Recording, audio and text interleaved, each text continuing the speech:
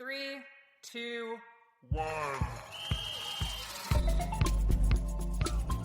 Welcome to Queen Stage. We're here to spotlight the athletes, stories, and action in women's cycling, giving the sport the attention it deserves. And we're going to do so with the quality, depth, and personality the sport demands. I'm Rosael Torres-Davis. I'm Betsy Welch. I'm Anne-Marije Rook. And I'm Molly Herford.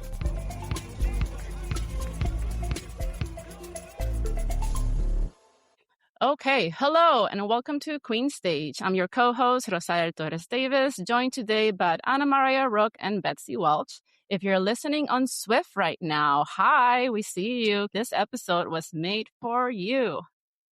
Today we're breaking down Liège-Bastogne-Liège, but the bigger conversation is Rivalry. Not the tabloid kind, but the kind that actually makes you faster. The training partner who took your QM while you were sleeping. The competitor who beat you on the line with a perfectly timed bike throw. The women who keep showing up race after race, all chasing a result. We have a guest today who has spent her career building the conditions for that kind of competition. It's Beth Duryea, the co-founder of Canyon SRAM, and she'll be joining us for the second half of this show. This episode is brought to you by Rapha and Zwift, partnering this year around a truth anyone who's raced or chased a wheel knows. Friendly competition pulls us forward. A year-long celebration running through the Tour de France Femmes avec Zwift in August and the Rapha Women's 100 in September. So join the ride and be the first to listen to the podcast episode. Now let's get into it. So this was the 10th edition of the Women's Liège-Bastogne-Liège, also known as La Doyenne. And it's, despite it being a spring classic, it's actually a climbers race. It's also one of the 5 cycling monuments. And yet, we received only about an hour of live coverage again. Luckily, what we could see is also where the action took place. But before the coverage started, here's what happened. So with about 120K to go, Femke Geriksen of SD Works Pro Time launched the first and successful attack. She went solo and quickly built a lead of about 2 minutes on the peloton. Then 40 kilometers later, the climbing really kicked off at Côte de One, where Geriksen advantage started to shrink. And then after several punchy climbs with about 40Ks to go, a defining group of 7 riders formed, including Canadian Isabelle Holmgren, just a 20-year-old who's been definitely having a good spring, and we should keep an eye on her, as well as Strade winner Elise Schebe and Antonia Niedermeyer. And SD Works missed that break, so they were forced to chase. As expected, the real attack started flying on Le Redoute, which is the most defining climb of the race. And it's where Demi Vollering made her move and successfully went clear all by herself. But behind her, a very promising chase of Niewiadoma-Phinney, Pieterse, Holmgren, and Fischer-Black formed. I personally thought that they were going to be able to reel Vollering back in, or hope so anyway. But no, Vollering had another gear today, and she just motored on by herself and quickly grew a gap of over a minute. On the final climb, as Vollering was cresting by herself, I think she had a 1:08 gap. And that's when Anne van der Breggen from SD Works bridged to the group of chasers, hoping to make some last-minute action happen. Which was, sorry to interrupt, really cool. Like, hi, Anna. She just, sorry, I just love her. And I love even more that she was gone for, was it 3 years that she was away from racing, working as a director? Yeah, definitely. Also, she's the one who set up Demi in 2021 for her first win. For her first race. win. Just really cool. I mean, Anne van der Breggen has won Liège twice. And part of me was like, what does she have to lose? Why not? Go for it. And she doesn't just go for it. She can hang. She should be there. And Rook, you brought up a good point. Like, what did you ask me? Can she not quite get back to form, or has the form of the entire peloton just skyrocketed so much in those 3 years that she's like close? She's just 3 years back, you know? Yeah. Anyway. Yeah, I think that's the case too. I think the level of cycling is so high right now that she's just playing catch up. But right. You know, I hope she gets there. Yeah. All right, going into finale, Vollering is off by herself. The race really is about the chase group behind who's going to get second. This comes down with Anne van der Breggen leading her little group into the final. And Puck Pieterse, the best sprinter of that little group, takes second. Niewiadoma-Phinney takes third, and van der Breggen had to settle for fourth. Yeah, so what do you think, Betsy, about then Anna getting fourth after all that work? Well, it's funny because watching the sprint, like I get very stressed because I don't know how to race or certainly not how to sprint. And, there they all three are tucked so close together. And the announcer's like talking about Anna's arms and she's got straight arms and that's like a track thing. But I think everyone knew that it was going to be Puck, right? Like 100%. She got the best sprint of all of them. Yeah. Yeah. Yeah. But it's fun to see it. It's fun to see it unfold. And it's fun to see someone go and then someone go again. And then Puck just yeah.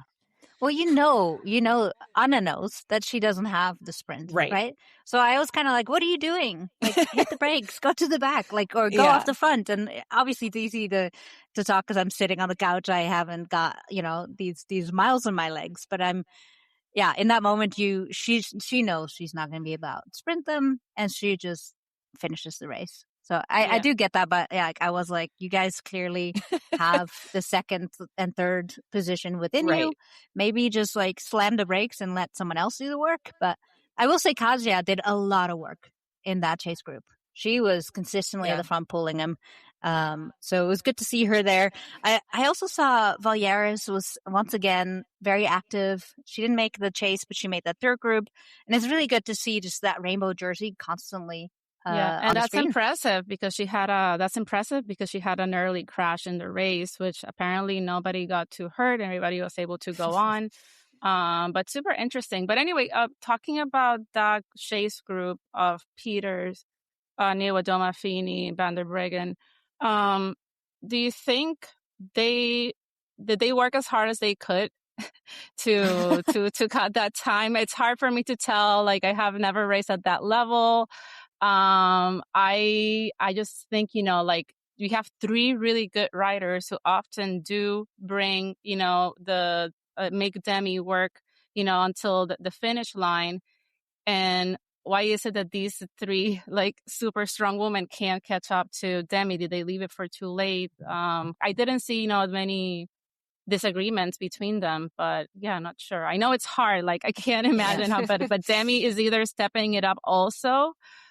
Or at what point do you start examining yourself if you're Anna van der Breggen or Kasia Niewiadoma-Phinney and start thinking what do I have to do different in my training? I mean, I'm sure they are thinking about it and their coaches are thinking about it, but what do you guys think?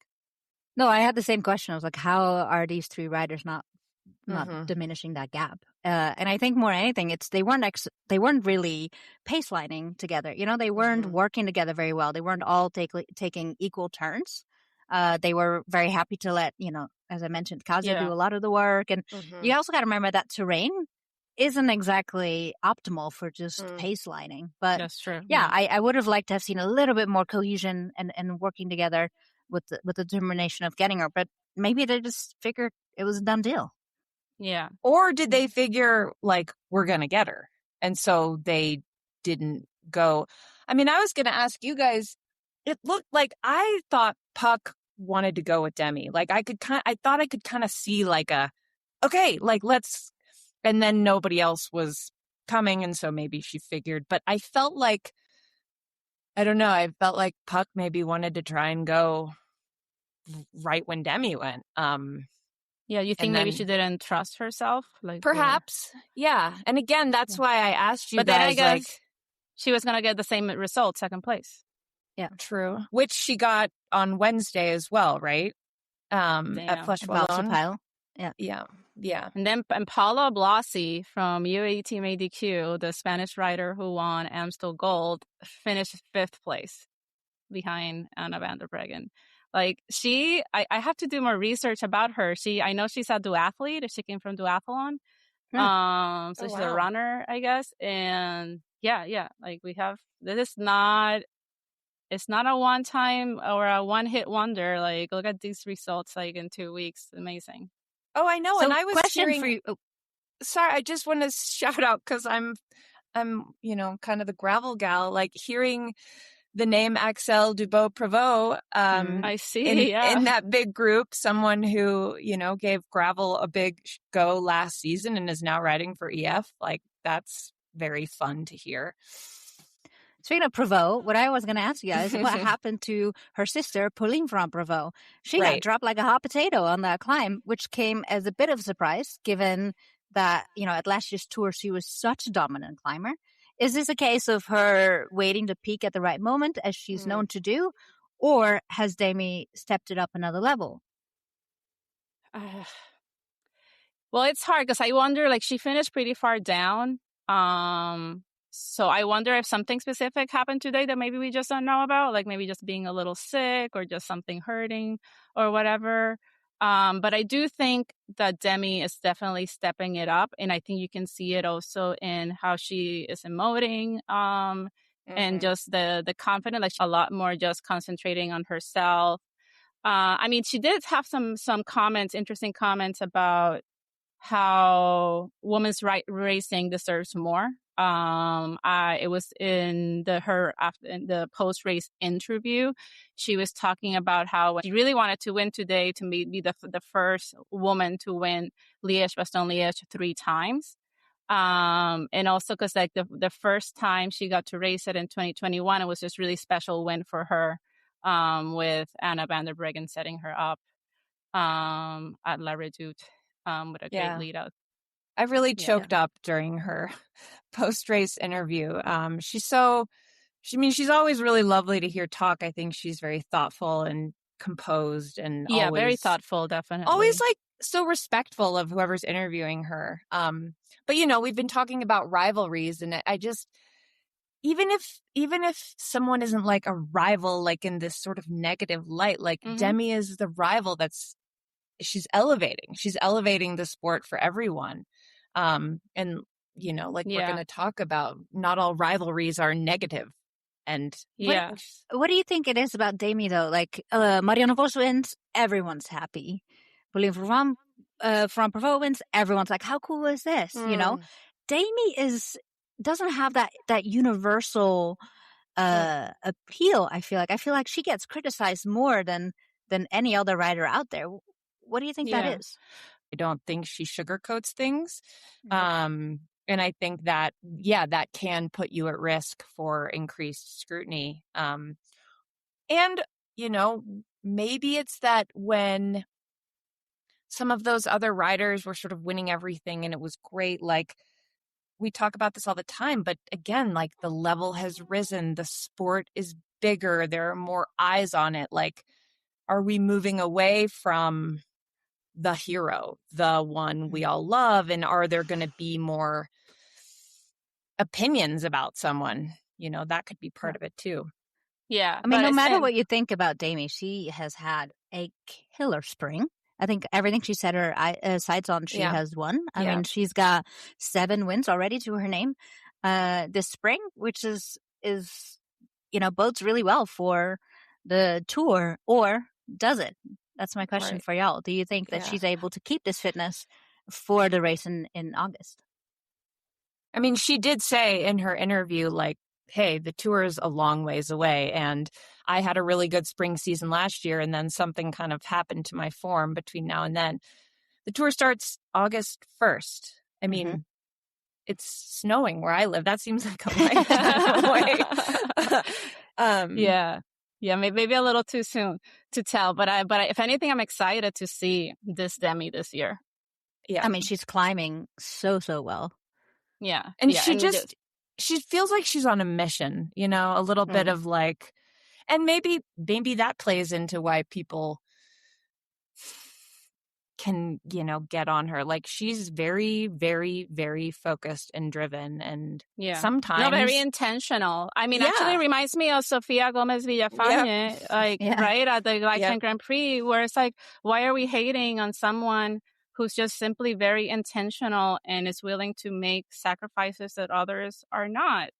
Yeah, but so is Pauline. Yeah. And Pauline, besides her, she got a ton of bad press because of her weight last year. And obviously we talked about this too extensively. And like there's just this general like happiness and wishing towards some riders that's absent, I feel like, with Demi, and that's a shame because she's a wonderful spokesperson for the sport. She's doing a lot for the sport and bringing it to another level, not just in terms of competitiveness but also in terms of professionalization. Look at the contract she got and the support from Nike and all these things that we need. Maybe that's it. Like, people are jealous. She's making a lot of money. She has these sort of non-endemic, big. No, I think so, because it's actually this relates to the topic of rivalry, and because this has actually been a really good philosophical exercise. Rivalry is neutral. It's not negative or positive, right? But you can turn it negative when you start doing that, like nitpicking at a rider just because they have a discipline that you don't have, they have the talent, et cetera, et cetera. But a good way of flipping that is like Demi Vollering is proof that I can do better. Like that's how like people, I think, like Kasia maybe think, which is like a more positive way of thinking. Like, I can hang with Demi Vollering, and the fact that she's winning with these margins and this and that is just proof that I can also do the same because somebody else is doing it. And that's a positive way of using a rivalry, I think. But yeah, just like anytime a rider will share a little bit more than just like answering the questions about the results for the day and this and that, they're gonna get more scrutinized. But for PFP, I think it's sometimes that she will make comments and make it sound as if she doesn't take the sport that seriously. So I think she gets hated maybe for a different reason, where like she does take it seriously, but sometimes she's like, oh, I don't like riding my bike, or she has the tattoo that says life is a joke in the back of her neck. So it's funny because they get a little bit of hate or villainization for different reasons, I find. But anyway. That's funny because I think if there's any rider that knows how to peak and to give it her all, it's PFP. Yeah, but maybe that's her secret, that she doesn't she will her actions show that she takes it very seriously. But when she talks about it, she just says whatever she wants to say. I mean, that's the thing too. People's personalities are not like a monolith. Like, these are all just different personalities and different women, and how they choose to show up in the media, on social media. Like, that's a choice that they should be, I think, allowed to make and not like torn apart for. I was also thinking about Demi compared to like a PFP or a Puck, and it's like they come with these stories like off the mountain bike or from cross, or like here's the sort of historical context that gives their stories like a lot of color and a lot of interest. Not that Demi's isn't colorful and interesting, but she's been on like kind of the narrower track towards, this is what I wanted to do and this is what I've done, and I have, and maybe that's unfairly like less compelling or something. I don't know. I don't know if that's it, but I think sometimes we get seduced by the other parts of people's history that make their story like a little more interesting, perhaps. Yeah. I guess right now I'm just happy that every young rider out there has a good role model to choose from, because I feel like from Anna van der Breggen, Kasia Niewiadoma, Demi Vollering, Pauline Ferrand-Prévot, and you can go on, Marlene Reuser, et cetera. It's a Kristen Faulkner. There's like a Barbie for every kid. I don't know, like you can see yourself in one of them, and they all have very different approaches that are being quite successful for their careers. Okay, so after that very exciting race recap, I have to ask the both of you, as two people who have taken their careers, their sport, their training, and their riding very seriously in the past or in the present, do you want to share some stories about your personal rivalries? I will go first, but I'm not going to talk about like a cycling rivalry, because I don't think I'm that competitive, and that certainly wouldn't motivate me if I was. But I will talk about something that actually involves both of you in a sense. Being a cycling journalist, being a female cycling journalist, I think that for me, when you asked this question, that was where my mind first went, was like, okay, there are not that many of us. We are all sort of competing in a sense for the same thing. And when I started out, I definitely felt like, kind of an imposter, the new girl. Like I didn't really know what I was doing. And I wasn't a pro cyclist at all. But I guess if I'm talking about a specific moment, I think it was the first Tour de France Femme in 2022. And Rook will remember this. And it was like a moment that I felt like, okay, I could go into this event being like, oh, I have imposter syndrome, or like, I don't know what I'm doing and everyone's so much better than me. I could have also gone into it being like, I'm going to be better and I'm going to like be the best and I'm going to be on my own and like, get all the scoops. Or option 3 was like, wait, this is actually really effing cool that it's the first women's Tour de France. There is this group of female cycling journalists going. Why don't we all like band together and make each other's work easier and better? And that's exactly what we did. And it was so awesome. We shared interview transcripts. We kind of all hung out in the press rooms together. People gave each other rides. We ate meals together. And it was like, oh man, I'm so glad I didn't decide to embrace imposter syndrome, or B, like try and go at it alone. It made the work more fun, easier, and arguably better for all of us. And, not to beat a dead horse, but a rising tide lifts all ships. And so, yeah, that's what came to mind when you asked that question, Rosael. That's very sweet that you shared that, because I had a similar experience the first time I submitted a draft to Rook at Cycling Weekly. Right. And because all I wanted to do was like, oh my God, like has such great experience, Brooke, that I look up to, and I know she's blushing right now and all that. Quite. But I really just wanted to impress her, and like that felt like a rivalry in the sense. I know I'm a good rider, but like if I can impress Rook, who I see, as somebody I look up to and who pushes me to be better in the riding area, then I'll be very happy. So Rook, and for the record, she did. She did. Thank you. Yeah. Rook, do you want to share your rivalry story? And I'm like blushing.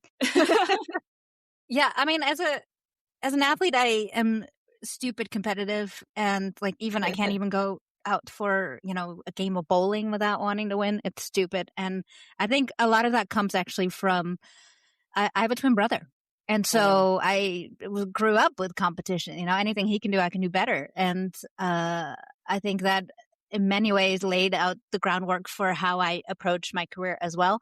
Being, as Betsy mentioned, there's not a lot of women in cycling, and that made me highly competitive, not with other women, but with men.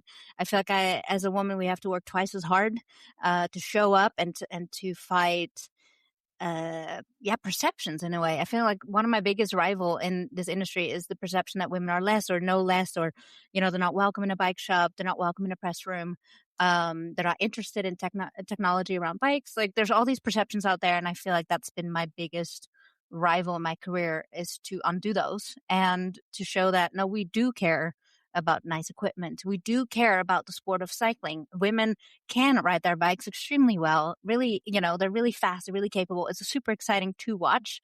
And I think, if you ask me what my biggest rivalry has been, it's been that. It's fighting perception around women in sports. For me, I guess the first rivalry that came to mind was one that I had early on when I started track racing, so track cycling in New York at the Kisena Velodrome. And there was a race series called the 6 Days of Kisena. And there was this other woman who was kind of at my same level and had a similar story to mine, where we had just grown up, riding our fixie bikes around New York. And then we found racing and we wanted to get more serious about it. And I don't think she knows this, but her name is, she knows her name, obviously, but she doesn't know that I saw her as a rival, maybe. So if you're listening, her name is Chelsea Matias. Hi, Chelsea. So during the series, we were very close in points. And one of the days of the series, we had to do a match sprint. And if you have ever done a match sprint at the velodrome, it's very fun because it's 1 against 1. And it's just like, it's very clear who's the strongest rider, etc. But there's also like tactics, like mentally, emotionally that can be applied. But it's a very simple race, right? And also I come from contact sports, like basketball and soccer.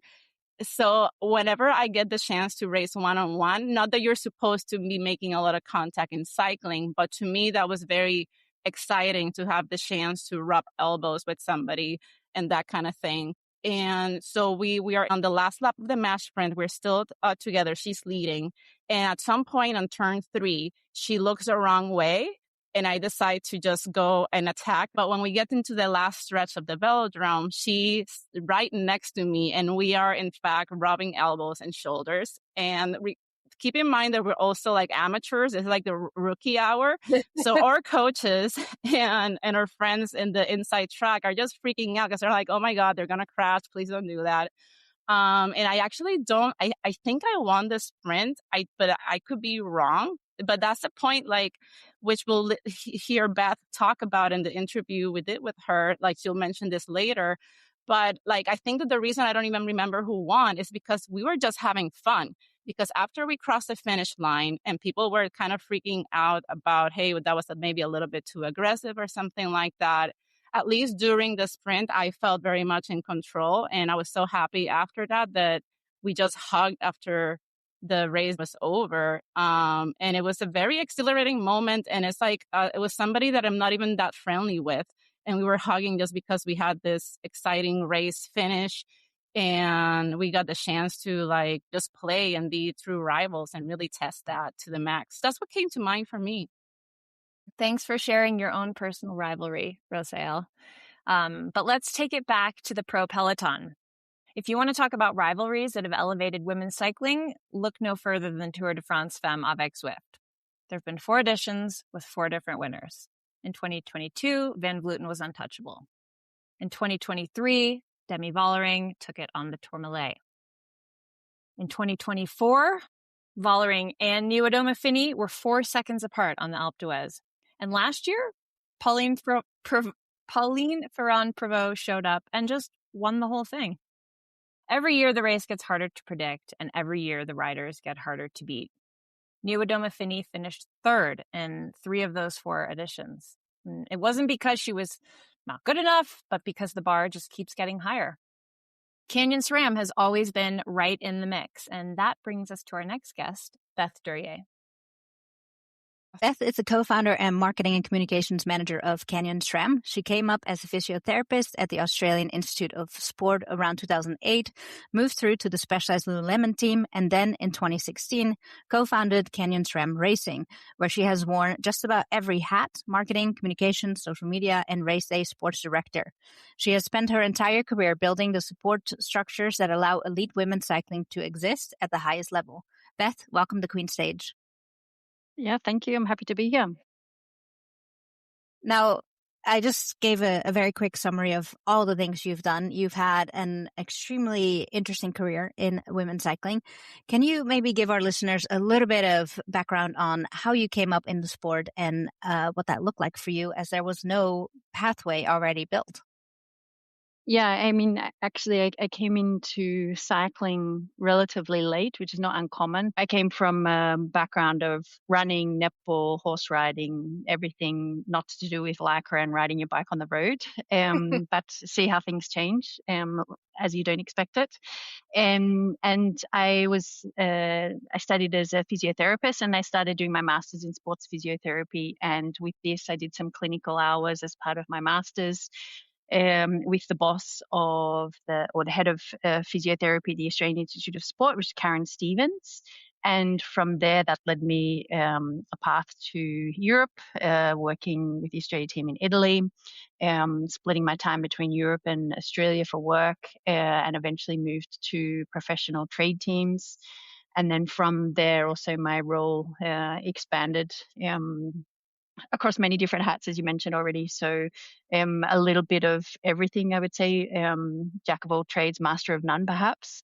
But now my main role at the team is the manager of marketing communications.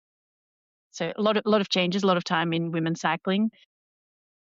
In cycling in general, in women's cycling also, I think 18 years I'm counting now. So I have seen quite a shift, I would say, as well. I bet you've seen a lot more women in the field now as well. Yeah, absolutely. I think, I mean, even when I first started, there's still, there were some female like sport directors, for example, certainly not many. It was the era of like Judith Arndt and, Joko Teutenberg, and like these were the, Marianne Vos still, Fabio Luperini, like these were the women who were, the forefront of the results sheet, let's say. But there were also like a lot of women, especially with the Australian Institute of Sport, that helped me establish my career, I would say, in cycling, and helped, to teach me the ropes, let's say, as well. This episode is all about rivalries. Have you experienced any? Do you feel any today? Yeah, I think, I mean, it's an interesting question because it can encompass so many different things, right? I mean, from a personal level, from a competitive, from sport, from a working background. Like I said previously, I was not into cycling when I was younger. So let's say my athletic rivals were coming from different sports. And I think also, if I look back now, how competitive I was playing netball, as a 12 or 13-year-old, it's totally different to if I were to play it now, or even, play it in my 20s as well, because you think, the rivalry then is actually really, it's really just playing and having fun, actually. And you think it's a rivalry, but it's small fish, let's say.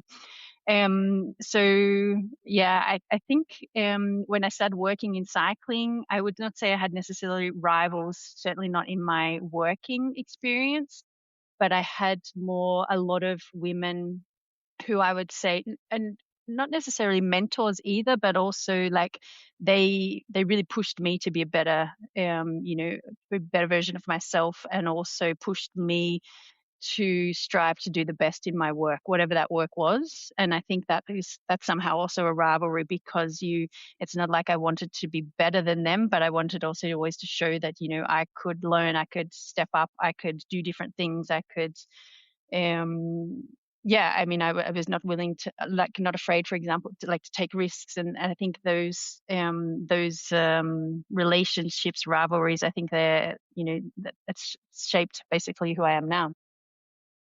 Yeah, and a follow-up question to that, Beth, because Canyon SRAM Racing has done so much for women's cycling in the last few years. Is there a specific example of a moment that maybe you saw another team do something better, or a DS or a marketing person, another team do something that made you want to level up your own work with the team? When I left the Australian Institute of Sport, like leaving the national team, where it was very much national teams. Australian national team, we were competing like Tour of Flanders, Giro d'Italia, all of these races.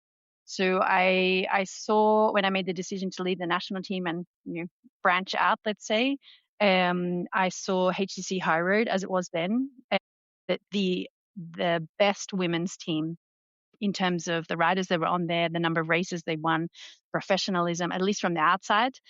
These are all the things that I thought, okay, I want to go somewhere, like that's the team that I want to go to. So I think that pushed me to try to actually be part of that like professional setup. And then you also got not like, I don't want to say lucky, but you're also very smart when you chose to have Kasia Niewiadoma-Phinney in your team, which she has now been in Canyon SRAM for a long time. But I remember when she won the Tour de France Femme avec Zwift in 2024, I had the chance to interview her for Bicycling magazine, and it was very interesting because she doesn't seem to be the person who at least publicly feeds off of those rivalries, like other athletes would do. Does she know what this rivalry has meant to women's cycling in general, even if she doesn't feed off from it personally? Yeah, I mean, it's a great question, and it came up a lot, of course, after the 2024 Tour de France Femme avec Zwift yellow jersey win from Kasia, also just being so like 4 seconds, the smallest margin in history. And I think that probably made it even a bigger story. that was part of the excitement, being so close and so thrilling, I think, and people really wanted to make it even more of a rivalry than just 4 seconds. But I mean, that definitely is Kasia's authentic self. She's not someone who really looks to the riders that are winning and has this rivalry with them. And she, I mean, I think if she could ask, she would just like to have the last hour of racing every time, because it's just that hour of racing, the last hour of racing, when it's really down to that business end, and the tension builds up, and that's when the pressure is on and the stakes are higher. That moment is that really starts to get her excited about it, and you can see she's a real racehorse, goes over her limit so many times in the final hour of racing, or even sometimes more than the final hour as well. But I mean, it's pretty I think it's pretty impressive to see as well. But she definitely takes a lot of inspiration about just trying to be better than herself, better than standing still, doing the same thing as standing still, or going backwards if not anything. So she definitely likes to keep pushing herself, and I see that she thinks that herself is her biggest rival, actually. That makes a lot of sense, because I think it also, whether the rivalry is with somebody outside or within yourself, it mainly requires just a lot of self-reflection and self-awareness around what are the things that I could change a little bit to make myself better, to reach this goal, the things that are annoying me because they're either holding me back or showing me where I need to improve. And with that, Betsy, do you want to take it to the next question? Beth, when we introduced you, we didn't say you were a sports psychologist, but I assume that role also comes up in your work.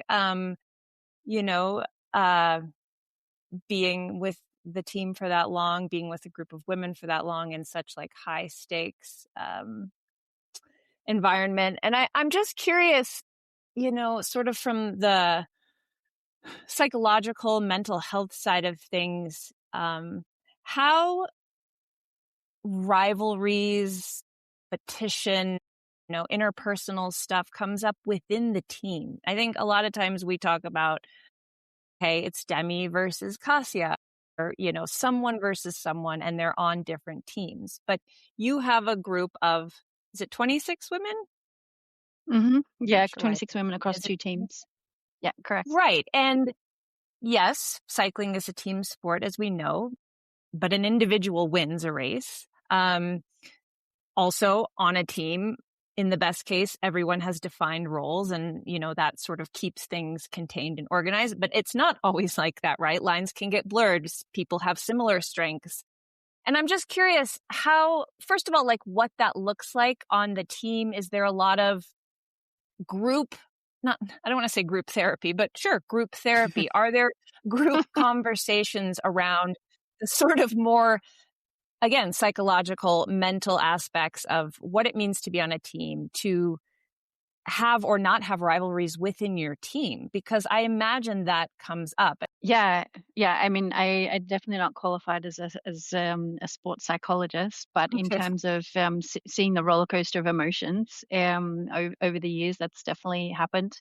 Many times also because you're at the finish line, that's when the race just finished. So you do see a lot of emotions there. I think it's really interesting because, of course, I mean, it is a team sport, but in the end, there's also most times, unless it's a team time trial or team classification, most times there's just one person who gets onto the podium.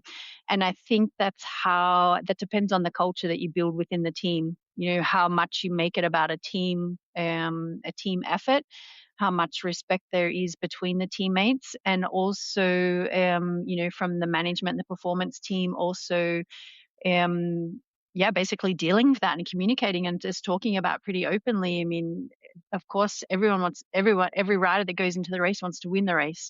They may have a designated leader, but they still, majority of them anyway, still would really love the opportunity if whatever happened, they were there to win the race as well. So I think it's something you you need to spend a lot of time talking about and managing. And also it's why, it's so nice many times to see, let's say, the underdog win races as well. I think people like that because they see that there's someone else who wasn't a leader, wasn't expected that they won. And, the leader in that case, so many times you see their genuine happiness when someone else wins as well, and for the team. So I think that also probably plays into that little bit of rivalry as well.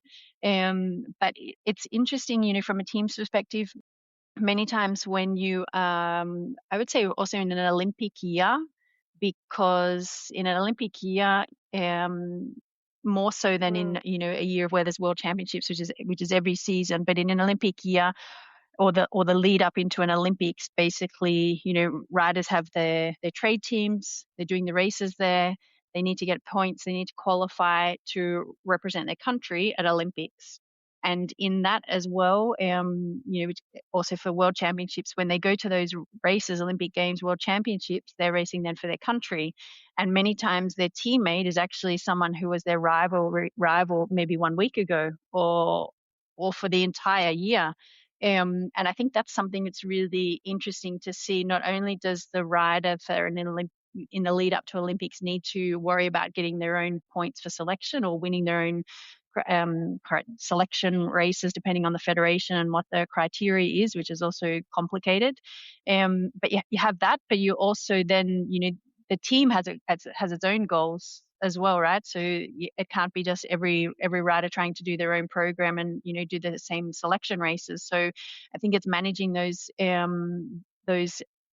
scenarios and also trying to make sure that when individual riders and the team is functioning well and the team is successful and riders and a variety of riders are successful, then that makes the team stronger as well, and it also makes then the individuals stronger, and it gives them even more chance to get selected to represent their country at Olympic Games. But I think that whole rivalry, from during the season and then going to such a major international highlight like that, and then you're on different teams, it's like, yeah, it's a really interesting dynamic, I think, as well on the topic of rivalries, because like I said, usually you're trying to beat that rider, and then a week later or a month later, then you have to work for them, or they need to work for you. So it's really interesting.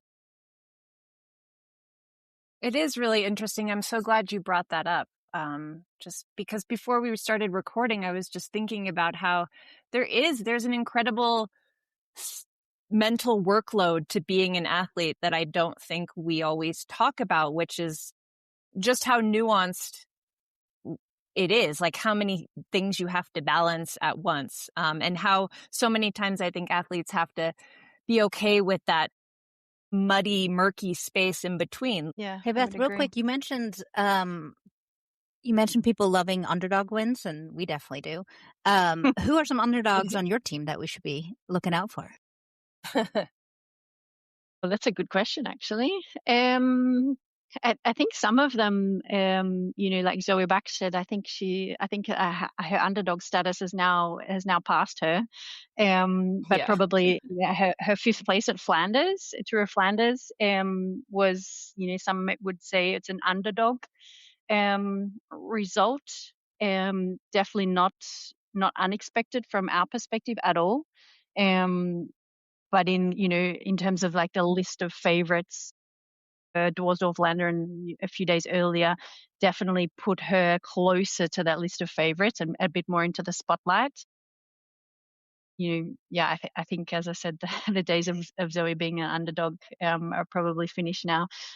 And I think a rider like Justina Chapler, she's a young German climber. I think she's in the shadow a little bit with Antonia Niedermeyer, having won a stage at the Giro, already beating and like Van Vleuten when she was world champ, I think, in that year as well. She won the white jersey at the Giro last year. Justina is, I think, following in those steps, but still, because there's Ricardo Bauernfeind, there's Antonia Niedermeyer, now there's Franziska Koch, there's Liane Lippert, there's many German riders that still probably have the highlight and the more common names. And I think a young rider like Justina is just slowly chipping her own way and making her own path. She won the white jersey at the Tour Down Under this year. And, she's just quietly going along. And I think at one point that will be a name that will come up. So you've been in this women's peloton for 17 years now. You've seen it all. You've seen the great rivalries of, Van Vleuten against Van der Breggen. Speaking of the Dutch dominance earlier, we've seen Vos against pretty much the whole peloton for about a decade. Longo before her. So not counting your own riders, what is the rivalry in women's cycling that you think did the most for the sport? I think you already said it. Marianne Vos against the world, basically. I mean, she's such an incredible rider. I personally, I just really, I really enjoy watching her success and watching her career. I mean, she's one of the riders that came, was riding when I came into women's cycling and still now, and just like the passion that she brings, like to and the enjoyment that she has when she wins. It's really incredible, actually. So I think probably Marianne Vos, maybe in the years when she was competing against Emma Johansson, because Emma Johansson also was a rider that was like second, third, fourth.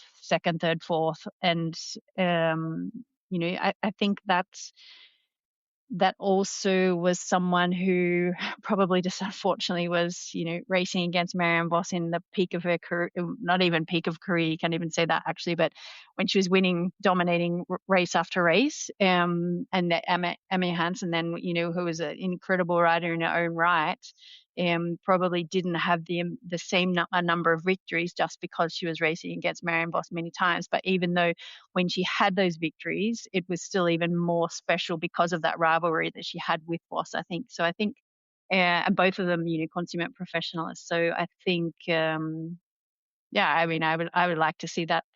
I'm not sure that Emma's particularly interested to make a comeback out of retirement, but if you could rehash that one, I think it would be pretty interesting to see now as well. Yeah, the perpetual bridesmaid, right? I mean, come on. You were just rooting for her over time just because you just wanted to see her finally get that top step. Yeah.